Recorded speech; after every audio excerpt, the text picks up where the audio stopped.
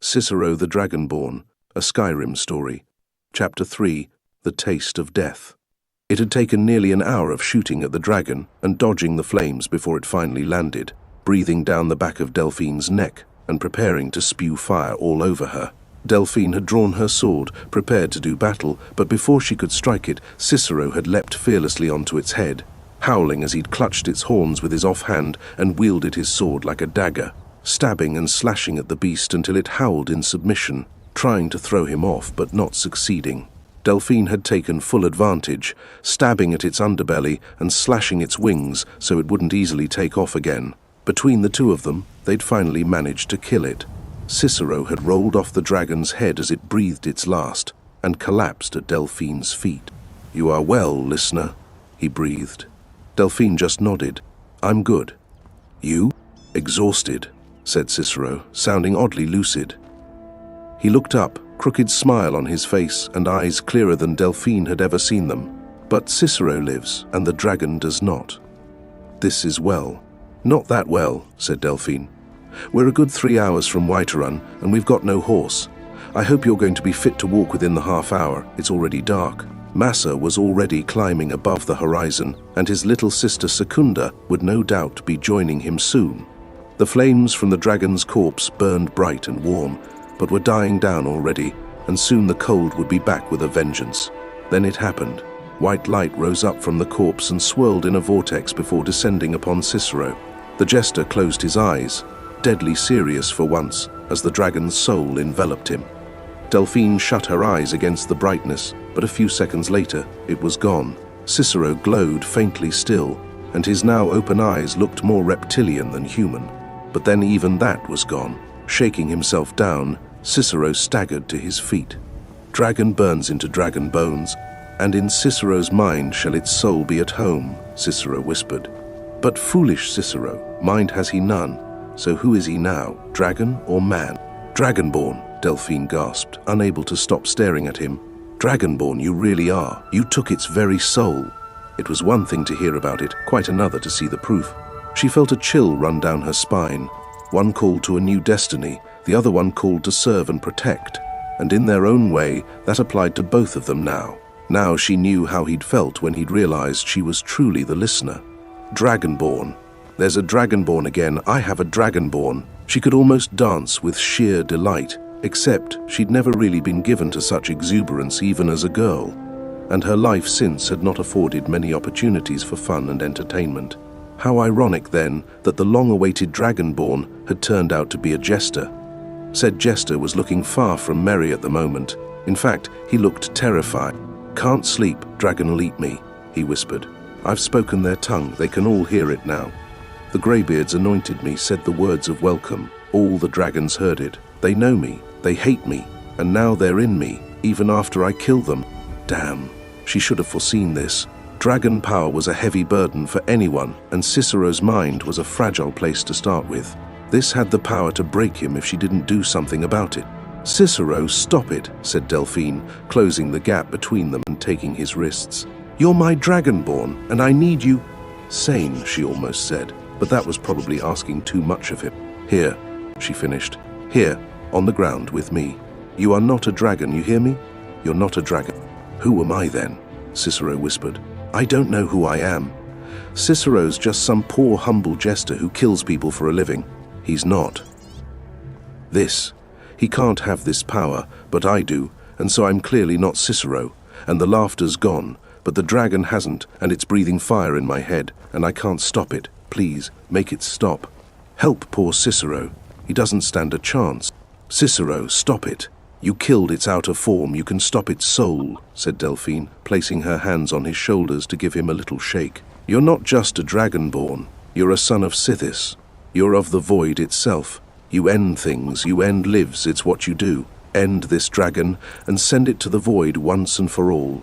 I believe in you, Cicero Dragonborn, and you can do this." She stared into his eyes, willing him to believe in himself. "That's an order from your listener, Dark Brother. Go kill that monster and come back to me." "Come back," Cicero echoed. He stared back, the intensity building, and then blinked, smiled, laughed and shattered the moment, breaking away and doing a little dance on the spot. Why, sweet listener, you have only to ask, and Cicero shall obey. Cicero will not leave his dear listener. He paused, looking up at her, and went oddly serious for a moment. Cicero will always come back to you, dear Delphine. See that you do, said Delphine firmly. Not entirely convinced all was well, but reassured by the return to third person and the dancing. She didn't even want to think for too long about how that of all things had come to represent reassurance and normality, but it was an improvement on Cicero having a nervous breakdown right in front of her. Are you really all right? Cicero does not know, said Cicero softly. He reached into his pocket and drew out his jester hat, smoothing out the creases and staring at it. Every shout, every dragon soul claimed, every one makes Cicero that bit smaller and insignificant, and the dragon stronger. What will help? Delphine asked. A dragonborn broken by his power was no use to anyone, and mere uselessness was the best-case scenario. What'll help you feel human again? Life, said Cicero. And that answer was not what she'd have expected from one of the Dark Brotherhood. Life, light, laughter, dancing, singing. Mead in one hand, a woman in the other. A reminder that Cicero is not dead yet, not yet in the void. After ending a life, we celebrate that we still have ours. Such is the way of the Brotherhood. Cicero often used to visit taverns in Cyrodiil after his kills, or drink sweet alto wine with his brothers and sisters at the sanctuary. It helped. He reached out to her, a hand resting on her arm. Remind Cicero that he lives and is a man yet, that he is flesh and meat, not fire and scales. Bind Cicero to Nirn with Nirn's pleasures. Delphine glanced down at where he was touching her, and then up at him with a half smile on her face. Blushing, Cicero withdrew his hand and stepped back, staring at his feet. Forgive me, Cicero did not mean to suggest anything improper. Cicero only meant. I think I know what you meant, said Delphine. Years of experience at reading people telling her all she needed to know about where Cicero's thoughts were heading. Guess it's lucky for both of us I run an inn, isn't it? Many hours later, and they'd finally arrived back at Riverwood. They'd stopped at the Drunken Huntsman for dinner and mead, and while Cicero's habit of randomly chanting sinister rhyming couplets had garnered a few nervous looks from the other patrons, tersely handing over a couple of dragon scales to Elrindir had ensured they hadn't actually been thrown out, and now they were back at the Sleeping Giant, with Cicero making merry upstairs, drinking her mead and singing the rude version of Ragnar the Red. Delphine had closed the door to her secret room and left him to get on with it. Sinking into her chair, the Night Mother's coffin open, she stared up at the corpse. So now what? She asked it. I've got a contract to kill the Emperor. How in oblivion do I even start? It's just me and Cicero, and I can't risk the Dragonborn getting executed for treason, can I? I'm not sure he'll manage for long without me either. What do I do, Night Mother? I need people, I need money, I need a proper headquarters. I can hardly run the Dark Brotherhood from the basement of an inn, can I? You want this done? Help me. Send your listeners some damn guidance. Nothing happened. Delphine snorted. Had she really expected an answer? She turned to the letter Armand Motier had given her. Foolish of him to have handed over his plans in writing to a complete stranger, even one who had come unannounced, and knowing his name to a place no one knew he'd be. Still, set out like this, it actually looked doable. Kill the Emperor's cousin first, Vittoria Vici of Solitude, at her own wedding. That would bring the Emperor to Skyrim. Then find and kill the chef known as the Gourmet. Easier said than done, but Armand had had a tip-off that a chef in Markarth might know where to find him. Once that was done, someone would have to impersonate the Gourmet and get into Castle Dour to cook for the Emperor. It would be the last meal the Emperor ever ate. Complicated, but these things usually were. It was still child's play compared to the report she'd had from Farengar. The Dragonstone showed the location of dragon burial mounds in Skyrim, and she'd had the idea of getting Farengar to write to the Jarls of Skyrim and get details of dragon attacks and what state the mounds were in. It made for chilling reading. No trouble in the north or west, but a Nuriel of Riften had written of mounds found empty and attacks on isolated settlements and travellers. Jorlif of Windhelm had written similarly of empty mounds in the south of Eastmarch and sightings of dragons. It was all rather worrying, and Delphine had privately decided a little trip to Riften was warranted soon. She needed to get that amulet appraised anyway, which meant it was time to revisit a few old friends in that neck of the wood. She wondered idly how they'd react to Cicero. "Delphine?" Cicero murmured from right behind her. Delphine nearly jumped right out of her seat. "Damn, Cicero, don't creep up on me like that," Delphine gasped. "What do you want?" "Cicero wanted to check on Mother before he went to bed," said Cicero, perching himself on the table next to her. He looked almost concerned, and a lot less manic than usual, but Delphine could smell mead on his breath and did not let down her guard. "Cicero thought you had already retired to bed. He was surprised to find yours empty," said Cicero. "Are you well, my listener? It will be dawn soon, and you have been traveling all day. You should rest." "Are you always such a mother hen?" Delphine asked, unable to resist grinning despite herself. "You already keep the night, Mother. You don't need to do the same for me." "Cicero shall do as his listener bids," said Cicero calmly. But Cicero also thinks Delphine has had very little of being tended to in her life and could do with someone to watch over her. "And you're volunteering?" Delphine raised an eyebrow. She ruthlessly ignored the part of her that was quietly crying out for someone, anyone, to touch her and take care of her. Let her finally be vulnerable for once. She'd ignored it successfully for the last 30 years after all. Of course, that was while no one had been offering. Much harder to keep a lid on it all when Cicero was leaning forward and trailing those long killer's fingers down her cheek and looking for all the world like he was about to kiss her, and honestly it had been so long, Delphine wasn't even sure she wanted him to stop, even though it was surely a terrible idea and all manner of wrong. "Listener," a voice whispered, and it wasn't Cicero's. Delphine broke away from Cicero, turning to the Night Mother. The corpse was glowing again. Cicero frowned and followed her gaze. When his eyes fell on the Night Mother, he gasped and slid off the table, falling to his knees. "Mother," he whispered. "She speaks. Do you hear her, listener? Is she speaking to you?" "I think so, but if I'm to hear her, I need you to be quiet," said Delphine, pointedly reaching down and sliding fingers through his hair, giving it a meaningful tug. Cicero whimpered and nodded. "Cicero shall be quiet," he whispered. "Silent as the void shall your Cicero be, yes."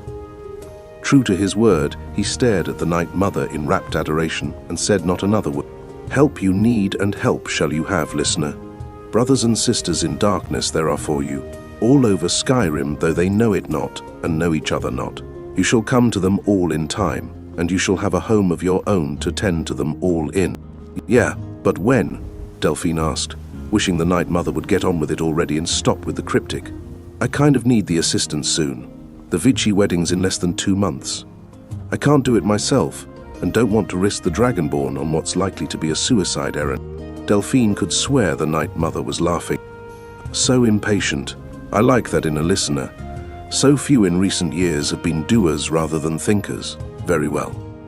Your new home will come in time. A blade you once were, a blade you still are, let the blades lead you to it. Follow the dragons, and they shall guide you. As for your family, look west for the first. Look to the city of stone for one sheltered by Arcade, but not one of his, serving one lord but with strange tastes that will lead her to us in the end. Look under stone and reach to the cliff to find your first dark." The glow disappeared. Next to her, Cicero turned questioning eyes upon her. "What did she say?" Cicero whispered. "Do we have a new contract?" Delphine shook her head, not even seeming to realize she was still running her fingers through Cicero's hair and had been doing throughout the conversation with the Night Mother. "Better," said Delphine. "We both need rest and sleep, because tomorrow we'll be hitting the road. I'm off to Riften to do a bit of research into dragons and get this amulet that Motier gave us value." Cicero did not miss the use of the singular. "You are going to Riften? Alone? Is that safe?" Cicero has heard of Riften, full of thieves and ruffians and cutthroats. Fun for Cicero, but will Delphine be safe? "Safe enough," said Delphine, not sure whether to be irritated or pleased that someone cared enough to be concerned for her. "Cicero, I do have ties with the Thieves' Guild, and it's not like I can't take care of myself. Spent a year hiding out in the Ratway once, trying to throw the Thalmor off my tail. And if the Thalmor find it again?" Cicero still looked very dubious about this idea. "It's Stormcloak territory out there," Delphine reassured him. "The Thalmor can't move openly in the rift, and they don't have the contacts I do. I'll be fine." It's the Imperial holds where I might run into problems. Markarth, for example. That place is probably crawling with Thalmor. I could never operate openly there. That's where you come in." Cicero's eyes widened. "Me, listener? Why, what could poor Cicero do for you in Markarth? Do you need Cicero to kill the Thalmor there for you so you can come there yourself?" "No, no," Delphine laughed. "Really, Cicero was too adorable sometimes.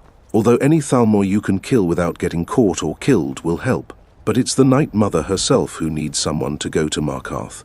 Listen well, Cicero, because you're going to find us a new sister." Cicero slipped into the city of Markarth, blinking in the noonday sun as light reflected off the stonework. So bright, so unforgiving, so very unappealing to a creature of the night like himself. He flinched away from the stares the gate guards were giving him. He didn't do well with guards at the best of times, and these looked more unfriendly than most. Not for the first time, he wished Delphine had come. Very little scared her. Even tied up and with his knife at her throat, she'd not seemed scared. The Night Mother had clearly chosen well. He just hoped he could do the same. Sent out here, and not even to kill, but to recruit. Unnerving new territory to Cicero, and he had very little to go on. Delphine had admitted the Night Mother had been cryptic, but had suggested that their potential sister might be found in the Hall of the Dead, and looking under stone might refer to Understone Keep, the Jarl's residence. Delphine had recalled the Hall of the Dead having an entrance into the keep at one point. She'd had no idea what reaching to the cliff or strange tastes might refer to, though. Still, it was something to go on. The inside of the keep, when he finally found it, came as a blessed relief. Cool, dark, quiet stone walls and floor that were easy to clean blood off. "Hope you're not here for a job, merry man," one of the guards growled. Jarl doesn't need a jester at his court. Cicero repressed the immediate fantasies of disemboweling the guard and decorating Markarth with his entrails that came to mind, and forced a smile on his face. "Oh no, humble Cicero is not here for work," said Cicero, eyes and mouth wide, in an expression which Cicero imagined to be friendliness personified, but in actuality was more likely to give people nightmares. "Cicero is here to pay his respects to Markarth's honored dead. Where might the Hall of Arche be found?" The guard tightened his grip on his sword and nodded off to the left. "That way, but you'll need to speak to Brother Verulus. Place has been closed for the last fortnight."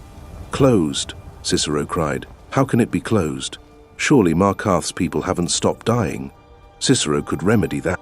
"It's closed to visitors," the guard repeated, his tone getting ever more impatient. "You want in? Speak to Brother Verulus. Otherwise, jester, go home." Cicero took off in the direction the guard had indicated. This was an unexpected complication, but even so, it need not be the end of the world.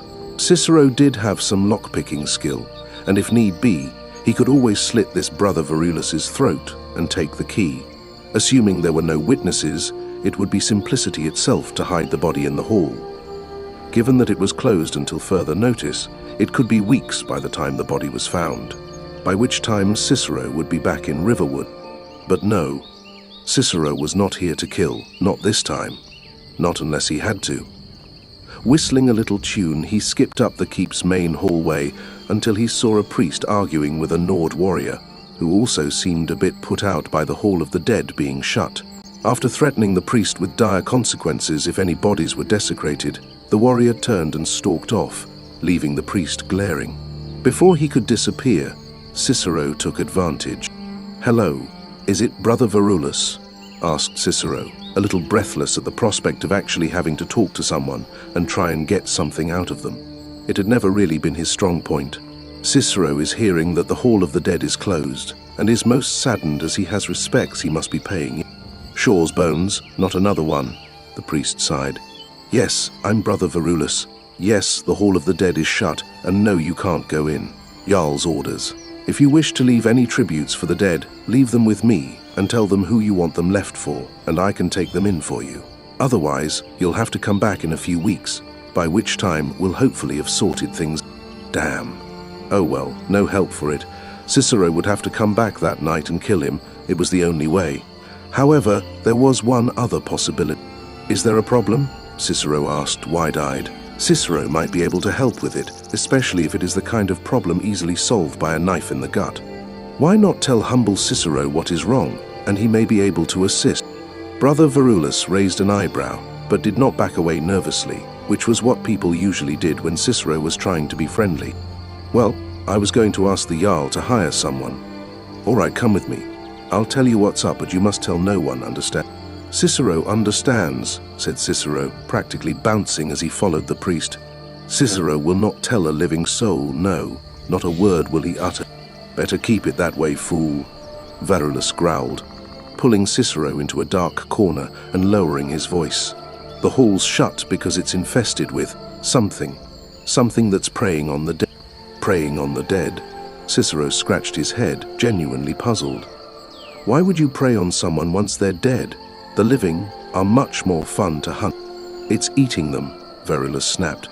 I keep finding bite marks on the bodies, chunks of flesh missing, bones snapped open and the marrow removed, that sort of thing. Worst thing is, it's not leaving any other traces. Whatever it is, it's fast, smart, cunning, and good at hiding. Almost like it knows when I'm there. Fast, smart, good at hiding and sneaking, just like me. Sheltered by Arcade, but not one of his strange tastes that will lead her to us. It had to be his new sister, it must be. Cicero felt a little shiver run up his spine. Fear not, brother, Cicero said, hearing the words almost as if someone else was speaking them. Cicero will go into your hall and find out what's causing this. It may be good at sneaking, but so is Cicero, and Cicero is patient. Cicero will hunt it down for you, if you will let. Verulus breathed a sigh of relief. Thank you, he said, handing Cicero a key. Through those doors, anything you can do will be a help. Singing to himself, Cicero danced over to the hall and let himself in. He'd have been singing in rhyme, but even he had trouble finding something to rhyme with camp. The door closed behind him, and Cicero's merry mood shifted subtly from carefree mania to something quieter but infinitely more deadly. Cicero's blades were in his hands, and he dropped into a crouch, creeping quietly through the crypt. Come out, wherever you are, he whispered. Cicero will find you, and when he does, well, whatever you want, Cicero can offer you better than skulking in a crypt. Hunting is better than scavenging, little corpse feet. Not many would come into a crypt blindly, smelling of blood and steel, but not fear. A woman's voice, tinged with laughter, echoed in his mind. Cicero stopped, crouching bolt upright. Mother, he whispered, is that you? Surely not. No, it cannot be Mother. Surely this is just another one of the voices in poor Cicero's head, his mind playing cruel tricks on him. Not now. Cicero must hunt. A pause, then the voice again. You are different. Not like the others, not like that lazy priest. You're, and her voice almost seemed to shiver, whether in fear or delight, Cicero couldn't tell. Like me. You're like me. You've seen so much death and darkness, you're part of it now. You don't need to hide, Cicero. I won't judge you. I can take you to a place where you can sate your dark appetites in safety, without guilt, without fear. Come, join me. Maybe we can help each. Cicero had visions of an underground labyrinth, full of helpless victims staggering around blind so he could sneak up at leisure and kill them. His knife slicing jugulars and stabbing into kidneys or opening bellies and letting intestines slither on the ground like so many reddish-purple snakes. And the blood, so much lovely blood. Oh yes, Cicero breathed. Yes, you'll be a fine addition. He sheathed his knives and got to his feet. Where are you? The speaker stepped out of the shadows, a blonde woman about his height in scaled armor, one silver eye and one blank, blind one staring into his, and a twisted smile on her face. Oh yes, indeed, you're one of us. I can tell, she announced, appearing as pleased by the whole scenario as he was. Can you remember your first? My first, Cicero said thoughtfully. It was long ago, but yes, I remember. I was 15, working my first proper job as errand boy for a wealthy merchant.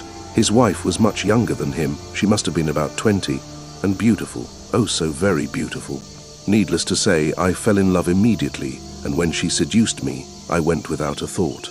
And when she complained of her husband, fat, balding, near impotent and usually drunk, and how she longed to be rid of him, I was oh so eager to please. I intercepted him on the way home from the tavern, telling him he had to come quick. I had an important message from his wife. He was so drunk he didn't even notice me lead him down a dark alley. I stabbed him in the belly, but he was so fat, my knife barely reached his guts. Fortunately, I had the foresight to bring a sword as well, and ended up slicing his head half off. Left him there, swiped his gold and ran home to clean up. Of course, it ended badly. When I went to my lovely and told her what I'd done, she started screaming, and I had to slit her throat to shut her up. Broke my heart. But really, why complain to me if she didn't want me to do anything about it? The woman had gone very still and was now staring at him. I don't think we're talking about the same thing here, are we? You don't remember eating the bodies? Now it was Cicero's turn to stare. No, believe me, I remember both kills quite well. I was more concerned with escaping than with feeding. The woman shrugged. Well, no matter. Most of us don't remember at first. The shame is too great. But you don't have to be ashamed anymore. Lady Nemira won't judge you. Nemira accepts all. And you. Most people have barriers to work through first. Guilt over killing, inability to strike the final blow and bring down their prey. But not you. You can hunt without fear, kill without remorse. Truly, you'll make a fine addition to our group. What a coincidence, Cicero murmured. Cicero was thinking the same thing. Might Cicero know your name? Iola, she said. And Cicero breathed in the name like it was rose perfume, playing the syllables over and over in his mind. Iola, Iola, she hunts without fear, Ola, he chanted to himself. He noticed her raised eyebrow and felt himself blush. Forgive me, it is the best I can do at such short notice. Normally Cicero has more time to work on his rhyme. Iola just smiled. You are a strange one, Cicero, but I find I like you. Did Verulus send you in here to kill me? He sent me in here to stop the corpse eating, said Cicero. But Cicero is not being paid to kill, not this time. Pretty Iola need not fear humble Cicero. Paid to kill, Iola murmured, frowning. You say that like you kill for hire often. And when I asked what your first was, most people think of a first kiss or first love, but not you. Your mind thought of a first murder. Her eyes widened. Holy Nemira, you're with the Dark Brotherhood. Shh, not so loud, Cicero hissed. If Verulus takes it into his head to follow me in, he might hear and Cicero would have to kill him, although that might not be such a bad thing. Could I feed after you were done? Iola asked, gleeful at the prospect. Of course, said Cicero. Cicero does not greatly care what becomes of his victims after they die. No, I don't suppose you would, said Iola, still a little starstruck. The Dark Brotherhood, wow. I never thought I'd actually ever meet one of you. I thought you were all killed years ago. Most of us were, said Cicero sadly, remembering the Bruma and Chidin-Hull sanctuaries and his comrades there. He'd had friends once, a family to replace the one he lost when he had to flee town after that teenage double murder. Then he lost that second family too. It was a lot to bear in one lifetime. But a few of us still live, still following the old ways. And now the Night Mother speaks once more to our new listener, and she bids us seek new recruits. She sent me here. To you. Iola went very still and pale. To me. Wait a second. You're inviting me to join the Dark Brotherhood. Why? You barely know who I am. Cicero knows you like to feed on the flesh of the dead, and that you may well not be too fussy about how they get to be dead, said Cicero. Iola has not been here for long, and yet she is not a stranger to cannibalism. So clearly scavenging off corpses is not how she usually feasts. Tell Cicero, Iola, tell Cicero of your kills and how you felt when the knife slid into their flesh. Sweet, sweet flesh, Iola whispered, eyes fluttering closed as she relived the memories. I preyed on accident victims first, or victims of bandit raids I found on the road. I never killed until one day I found a victim still alive, but badly injured and likely to die. He expired in front of me, and I got to taste fresh meat, and oh, the difference I cannot describe. So sweet on the tongue, so fiery in the blood. Old meat just doesn't have that same kick to it, you know? That's when I took up the blade and learnt magic, and then I started hunting. I'd lie in wait on deserted stretches of road, waiting for victims. I'd track them until they made camp. Then I'd pick them off as they left to do their business, or strike while they slept. I'd smother or strangle, then haul the body away and carve and eat my fill. Then I found there were others like me, worshipping at the shrine of Nemira, and we got bolder. We would lure people to our lair and we would feast. It felt so good to finally be home. What happened? Cicero asked, sensing there was more to this. If you had a home, why are you now scavenging in the Hall of the Dead? Draugr, said Iola, grimacing. 2 weeks ago, the dead rose and drove us out of the shrine.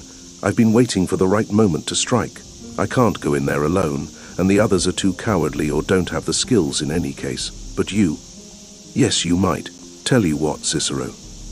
You help me clear out the Draugr and get Lady Namira's shrine reconsecrated, and I'll think about giving the Dark Brotherhood a go. Do we have a deal? Deal, said Cicero without even hesitating. He had no idea it would be this easy. Of course, there was the tomb full of Draugr to clear out, but honestly, it's not like he'd never done that before. The hard part, the talking to people part, that was over. Now came the killing, the part he liked best. A pleasure as always, Delphine, said Brynjolf, pushing a tankard of black briar mead her way. Now what's all this about? Were you thinking of getting back in the game again, rejoining the guild? You know we'd be pleased to have you back any time. We could really use someone with your skills, especially the way things are going right now. Wish I could help you, Bryn. Delphine sighed, sitting back in the chair in the small private room Brynjolf liked to call his office. But I have enough on my plate with the dragons returning, and other commitment. Ah yes, dragons. Brynjolf glowered as he sipped his own mead. As if business wasn't bad enough as it is. At least nothing's attacked Riften yet, but the visitors have practically dried up. We need trade to keep going, lad. I promise you I'm looking into it, said Delphine. I actually visited a few dragon mounds on my way here, looking for clues. Find any? Brynjolf asked, more out of hope than expectation. Some, said Delphine, preferring not to have to admit out loud that the dragons weren't just coming back, they were coming back to life. Not much I didn't already know. I've got a few more leads to follow, though. Things aren't hopeless yet. They are if you're a thief, Brynjolf sighed. I'm serious, Delphine. If you ever want back in, or if you find some talented, light-fingered cat burglar crying out for some work, you come find me. I need all the hands I can get. We'll see, said Delphine. But I'm doing a little recruiting of my own at the moment. I might prefer to take them on myself, especially if they're willing to get their hands dirty. Recruiting? Brynjolf asked, his voice sharp. To what? You've always been the ultimate lone wolf, lass. What changed? Dragons came back, said Delphine, already feeling she'd said too much. Everything else has followed on from that. Enough about that, though. I need something appraising on the quiet, and somehow my mind immediately turned to you. Brynjolf grinned, rubbing his hands with glee. Now that sounds like something I can be of service with. You got it with you? Let's take a look. Delphine took out the amulet and pushed it across the table. Brynjolf held it up to the candlelight and nearly dropped it in shock. Where in oblivion did you get this, lass? No, don't tell me, I don't want to know. Delphine, do you even know what you have? It's an amulet, Delphine sighed. It's clearly worth something. I don't think it's enchanted, but I'm no mage. Beyond that, I don't know what it is and don't really want to. Just tell me what you'll give me for it. It's a unique piece, lass, said Brynjolf, still barely able to believe what he was looking at. Rarer than a Falmer's eyes, these amulets are given out by the Emperor himself to his council members, his inner circle. Who did you have to rob or kill to get this? It was given to me freely, said Delphine, and I haven't had to kill anyone yet. Just take it off my hands, give me septims, don't ask too many questions. See if you can sell it to some Stormcloak merchant who has no idea what it is. Brynjolf was still staring at her, concerned. Delphine, lass, what have you got yourself involved in?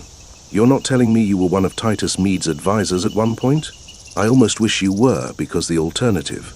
He shook his head. Never mind.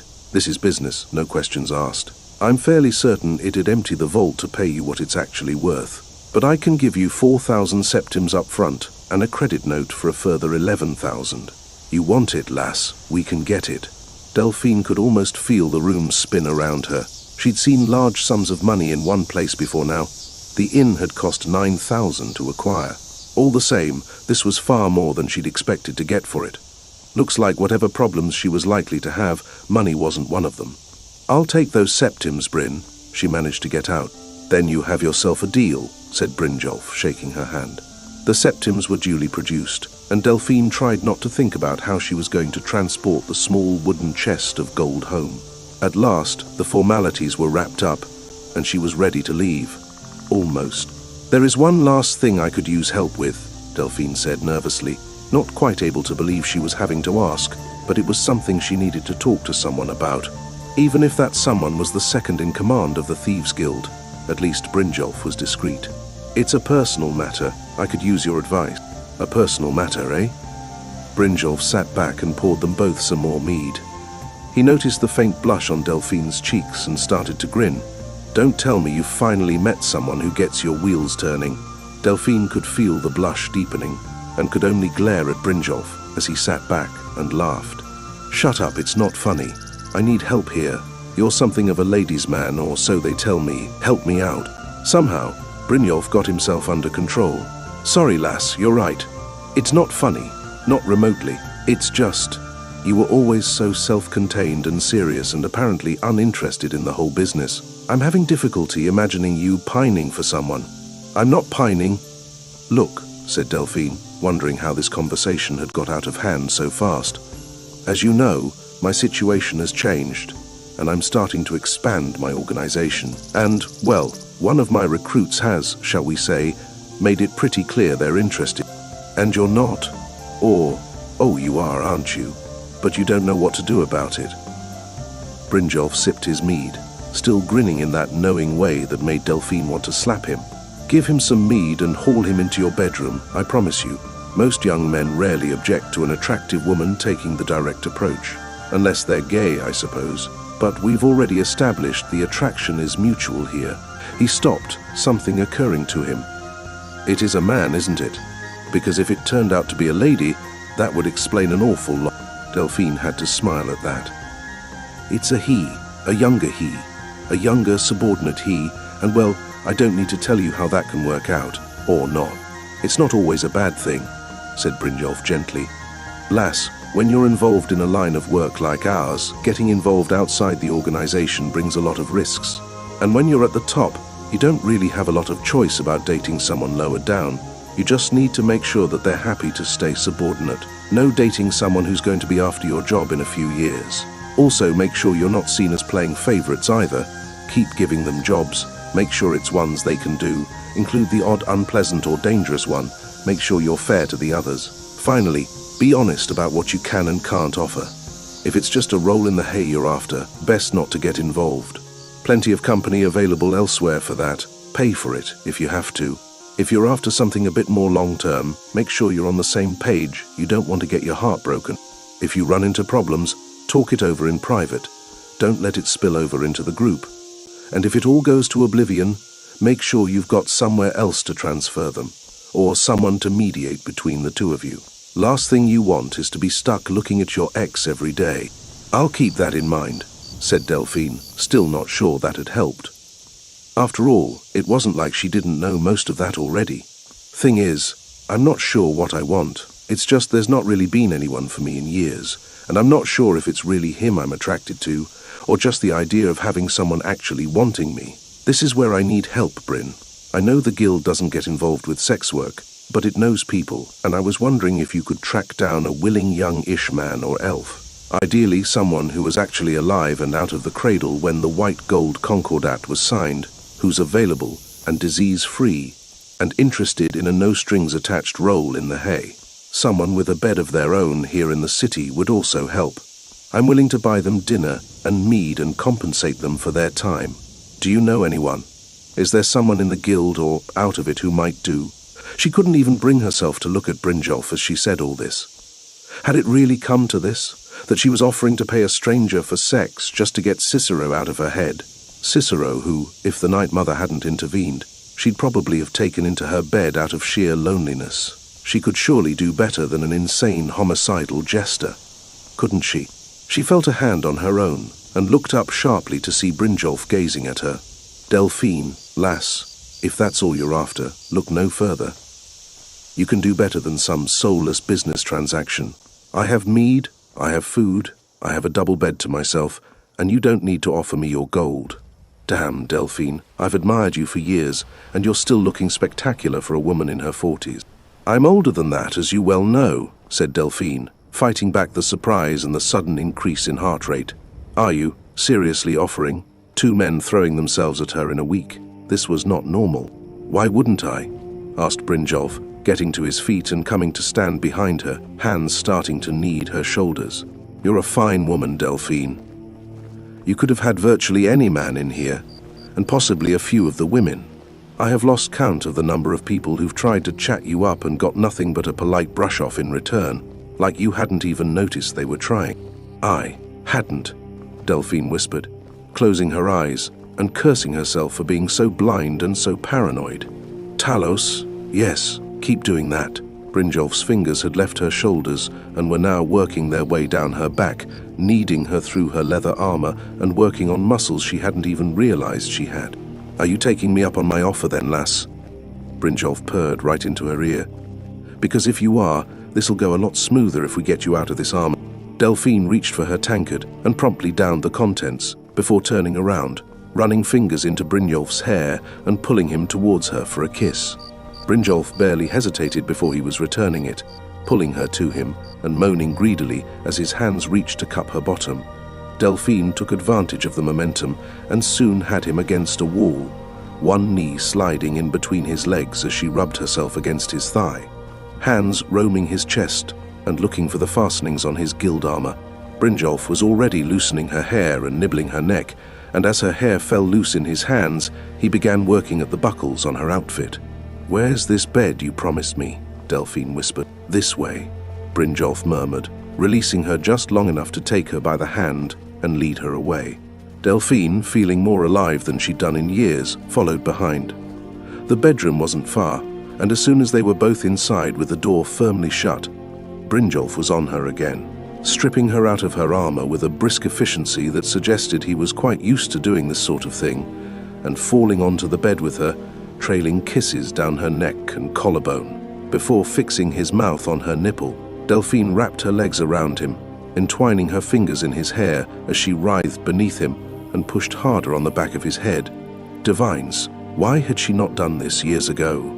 Then she felt him slipping a hand between her legs and promptly lost all reason as fingers slipped inside her and his thumb started tracing circles on her clit. 9, you are beautiful, Brynjolf gasped as he watched her cry out as the orgasm took her. I'd have persisted years ago if I'd known you looked like this. You're wearing too many clothes, was the only response Delphine felt capable of making. Get out of that armor, now. Brynjolf laughed as he began to strip. You're a fiery one, eh? Always like that in a woman.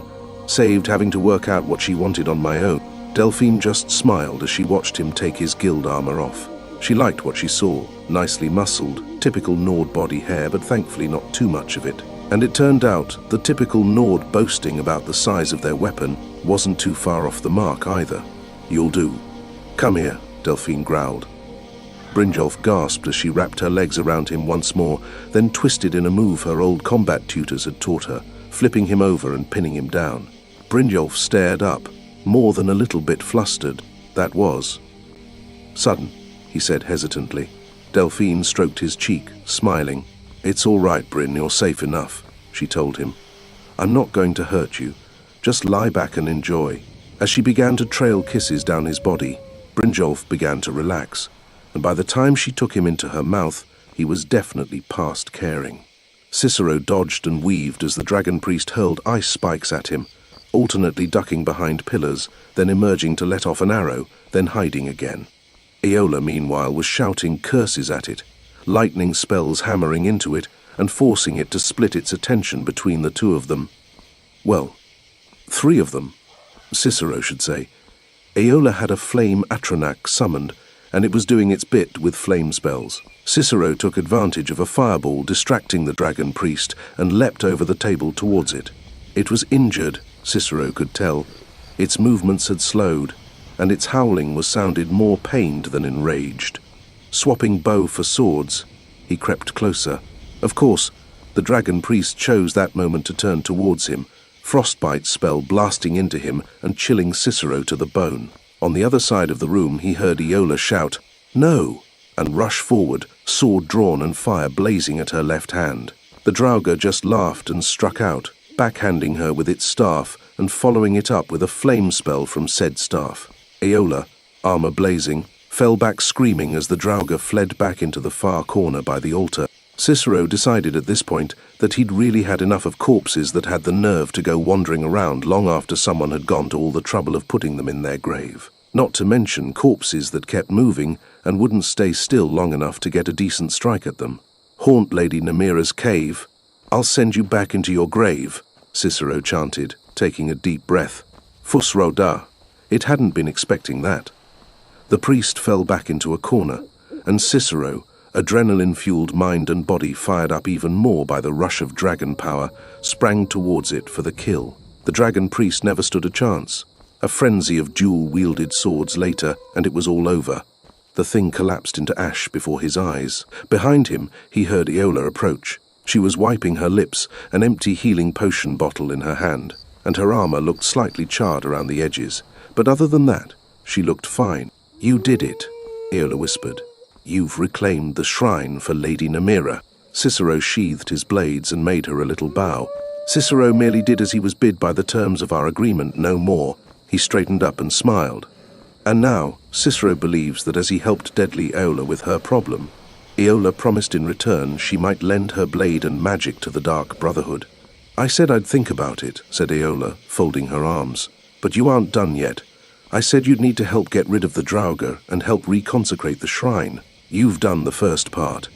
But my coven need to reclaim this place as ours, and that means a feast. You're one of us now, Brother Cicero, so that means you'll be joining us. As a guest, of course. Aola's smile was not entirely reassuring on that point. A guest, Cicero said, his voice wavering. Cicero is not always very good at parties. For some reason, people always seem to want to avoid him. His dark brothers and sisters never minded, but other people, normal people, they don't seem to like his jokes and capers. We are a coven of Namira, said Aola gently. I don't think normal people is exactly the best term to use for us, any more than the Dark Brotherhood deserves it. Talk about death and murder. My people will be all ears. You'll fit in just fine, Cicero. But first, we need to get the feast organized. I can set this place in order and send the invites, but we need a main course. That's where you come in. Me? Cicero said nervously. What does Cicero need to do? Simple, said Aola. We need someone luring in, a prime physical specimen, one used to easy living, one ripe for the kill.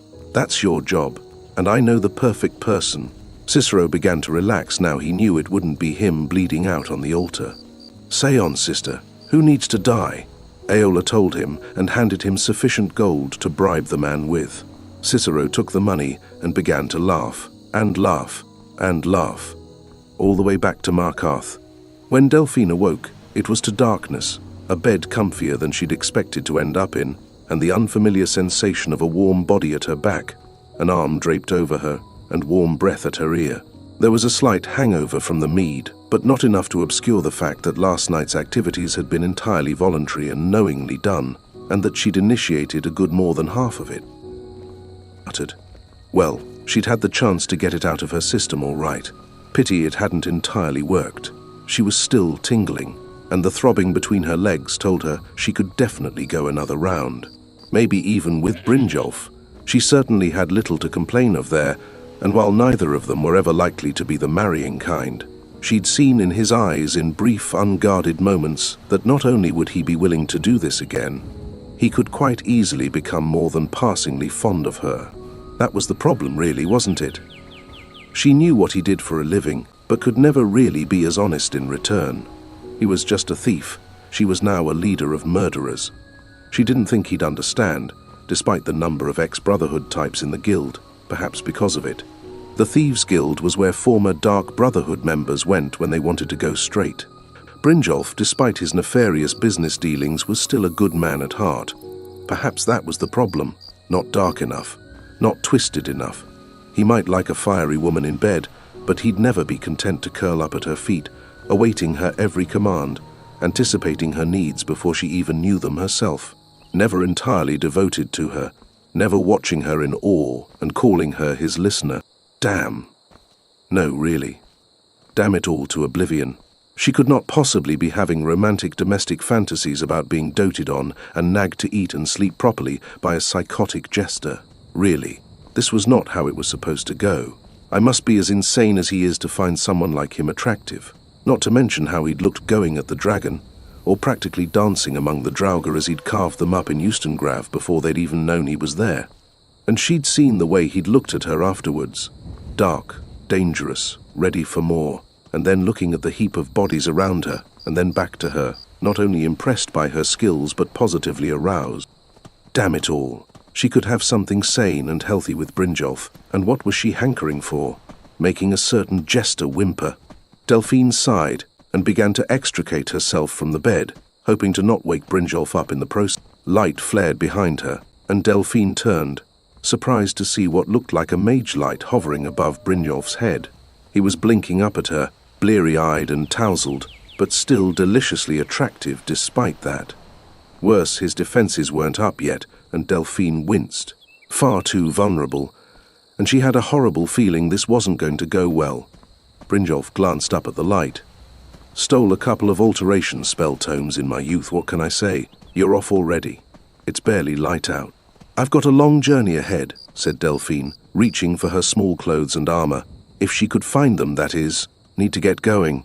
Should have guessed. Brynjolf grunted. And Delphine felt her heart constrict as she practically heard the masks going up. You were always bad at saying goodbyes. To Bella forbid anyone might think you'd miss them. That's not true, Brynjolf, said Delphine, finally tracking down her underpants and breast coverings. It's just people who know too much about me tend to end up dead, and not pleasantly either. Oh, for the love of Mara, Brynjolf snapped. Absolutely no Thalmor agent is going to get their hands on me anytime soon. You could at least look at me. I know, Delphine. I can tell it didn't work, whatever you were trying to achieve. That man of yours is still very much in your blood, isn't he? Cicero, is it? Delphine froze. She twisted round to face him. How did you know his name? She hissed. Brynjolf backed off, hands held up in an attempt to placate her. Easy, lass, he said, deliberately lowering his voice to a more gentle tone.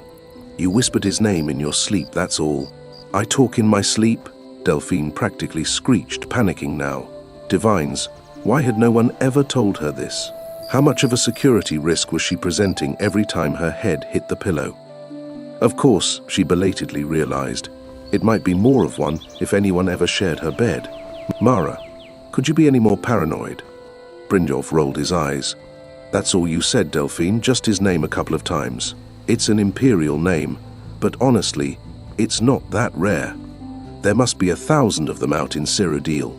Oh no, this one's fairly unique, said Delphine, smiling fondly. She finally met Brynjolf's eyes. I'm sorry, Brynjolf. Last night was fun, it really was. And thank you. Believe it or not, it did help, knowing I've got a choice and that by choosing him, I'm not just settling for whoever will have me. Glad to be of service, said Brynjolf, but he looked anything but.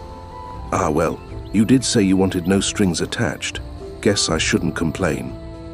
But if he turns out to be not what you want after all, or if it goes wrong, you come find me. Especially if he gets unreasonable or breaks your heart. I'm more than willing to break a few fingers if he needs the error of his ways explaining to him. You're all heart, Bryn, Delphine laughed. But thank you. And if things ever do get out of hand, I may need you. I'm under no illusions regarding the fact he's dangerous and not altogether stable, but I don't think he would harm me. Not so long as I stayed true to our organization's ideals. He does have principles. Aye, well, I kept you safe from the Thalmor. I can keep you safe from murderous ex-partners if it comes to that. Brynjolf shrugged. If he messes with the guild, he'll end up sleeping with the slaughterfish soon enough. Don't you worry, lass. Lake Honric doesn't have any slaughterfish, Delphine felt obliged to point out. For someone who breaks your heart, I'll find some, dump them in there with him, Brynjolf promised. After I've sliced him up a bit, of course. Blood attracts them, you know. I think it was me who first told you, said Delphine, pulling on her armor and backing away.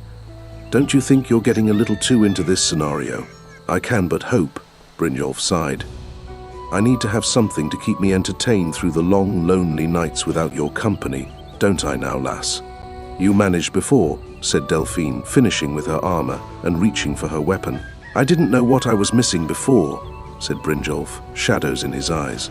But I'll live. Go on, go. Best you get out of here before Delvin sees you, or I'll never hear the end of it. Delphine agreed, knowing Delvin and his penchant for lascivious commentary on his guildmate's love lives all too well, and soon she was gone. Slipping away into a Riften, barely waking up and onto the early carriage to Whiterun, leaving behind Brynjolf, staring at a stolen cask of Honningbrew Reserve and wondering if it was too early to start drinking. Brother Verulus followed Cicero as the little jester led him along the roads of the Reach, wondering what on earth he'd got himself into. The jester's stories of tombs filled with gold, needing the assistance of a priest of Archay to lay the dead to rest properly, hadn't sounded terribly plausible if he was honest. But he was bound to prevent the dead rising where possible, and the gold had clinched the deal. However, looking around the tomb Cicero had led him to was starting to make him wonder if this had been a good idea. What did you say this place was? He asked, as Cicero led him up the final slope to where the iron doors stood. Reachcliffe Cavern, said Cicero calmly. Do not fear, dear brother. Cicero has scouted it, yes. The upper levels are quite safe, and the Draugr are dead there. Cicero merely needs the remains sanctified. Cicero is most concerned for the immortal souls of the slain, yes. Verulus personally suspected that Cicero was more concerned about the gems buried with said slain than the state of their souls, but decided not to say anything. As long as he got a cut, he was fine with that. Cicero opened the doors and skipped down the winding passageway that led inside, chanting something about a baker not being dead, just faking. Verulus had to hope the upper levels actually were safe, because this jester was likely to bring half the Draugr in the place down on them, carrying on like that. Did the man even know the meaning of stealth? The bloodstains on the floor as they arrived into a lobby area should have been his first clue, as should the trail into the temple area that Cicero skipped blithely into, not a care in the world. Then Verulus noticed that the place was brightly lit, and several people were seated round a long table, looking as if they were enjoying a feast. What is this? Verulus asked, reaching for his dagger. Cicero, what's going on? A woman in light armor stepped forward, smiling as she reached out a hand. Don't be afraid, Brother Verulus. You're among friends now. Friends. Yes, friends, Verulus whispered, fog filling his mind. Tired, so tired, and hungry too. A nice nap and a glass of mead. Yes, just what he wanted. We've invited you for dinner, the woman continued. But you look tired. Why not come with me and have a lie down before we start the meal? Sleepy, yes, I am, Verulus murmured, still confused but pleased by the hospitality on offer. A nice meal with good friends and fine wine seemed just the thing. But a nap would be better. Taking the woman's hand, he let her lead him to a stone bench that looked tailor-made for the purpose. Climbing onto it and lying down, he let sleep take him. Eola looked at the sleeping priest fondly and beckoned Cicero over. Meals on the table, Cicero. Why don't you carve? Cicero did not need to be told twice. This was what he lived for. Drawing his daggers, he barely stopped himself moaning as his blades sank into the priest's chest. Blood spurted out as the priest breathed his last, and Cicero staggered back, a little overcome by the thrill of finally getting to kill again. It had been so long. Cat-like, Cicero wiped the blood off his face and licked his fingers clean, before wiping his blades off on the priest's robes. Always look after your blades, and they'll look after you, Cicero's early mentors had told him, and he'd never forgotten it. Felt good, didn't it? Said Eola, clearly pleased with herself. I knew I was right about you. You're just too perfect. Cicero could only nod. Now what? Now we feast. Eat up, Cicero. Don't want to let your food go cold, do you? Cicero's post-kill euphoria abruptly faded. Eola wants poor Cicero to eat the body? Eola nodded. That's right. See it as a test of your sincerity. You can hardly expect me to join your group if you won't join in with mine, can you? Cicero looked down at the body, feeling his stomach clench. The things he did for the Night Mother. Drawing a dagger, he carved off some meat. No need to tear at it with his teeth like some savage after all, and closing his eyes, swallowed it down. Somehow, he managed not to be sick afterwards. There, you're one of us now, Eola said. patting Cicero on the back. "Don't worry if you feel a little nauseous at first. It happens a lot to new members at first. Been so long since they had a decent meal, their body can't process good food properly until they get used to it." Cicero just nodded, eyes watering. He hoped this had been worth it. Then the voice spoke, and from the awed reactions of the rest of the coven, Cicero could tell this was no head voice. "Well done, mortal," a woman's voice drawled, echoing around the cave. "Nemira is satisfied with your efforts in restoring her shrine, and the sacrifice and consumption of the flesh and blood of one of our Ks is pleasing to me. Kill often in my name, my champion, kill often and well. And when you feed on the flesh of your prey, wear this ring and gain my power as you feed." Cicero watched, awestruck, as a ring materialized on his finger, and Iola could barely take her eyes off it. "Nemira has named you as her champion," she gasped. "Well now, Cicero, this changes everything. I must confess I wasn't sure I was actually going to take you up on your offer, but if Nemira herself has chosen you to bear her ring, Cicero, I'd be honored to accept your invitation to join the Dark Brotherhood. You would? Iola will be my dark sister." Cicero could barely contain his glee. It had worked, it had actually worked, and now the Night Mother had another child. "Iola will," said Iola. "This coven's been around for thousands of years before I was even born. It'll survive without me now the shrine's back in use. Lead the way, champion."